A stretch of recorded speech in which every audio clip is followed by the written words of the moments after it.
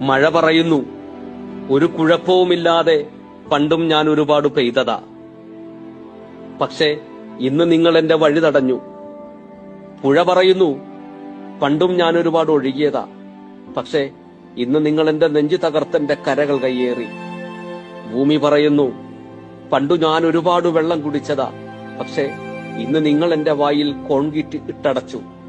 ഞാൻ വെള്ളം ശേഖരിക്കുന്ന പാടവും കുളങ്ങളും നിങ്ങൾ മണ്ണിട്ട് നികത്തി. മല പറയുന്നു, പണ്ട് ഞാൻ പേമാരിയിൽ അനങ്ങാതെ ഉറച്ചു നിന്നതാ.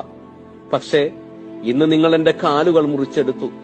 അതുകൊണ്ടാണ് എനിക്ക് പിടിച്ചു നിൽക്കാൻ കഴിയാതെ ഉരുൾപൊട്ടലിൽ വീഴുന്നത്.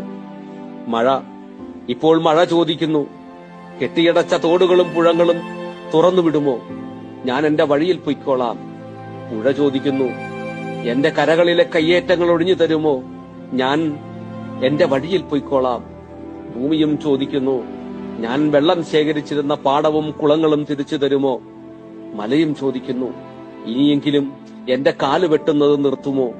ഞാൻ ഒരു കാലിലെങ്കിലും പിടിച്ചു നിന്നോളാം. നമ്മൾ മനുഷ്യർ പ്രകൃതിയുടെ ഉടമകളല്ല, കാവൽക്കാർ മാത്രമാണെന്ന് തിരിച്ചറിയുക. അല്ലാത്ത പക്ഷം പ്രകൃതി എന്താണെന്ന് നമ്മെ പഠിപ്പിക്കും. പഠിപ്പിക്കാത്തവർക്ക് തുടർച്ചയായി 2ാം വർഷവും ഈ ഓർമ്മപ്പെടുത്തൽ മാത്രമാണ് ഈ കാലവർഷം.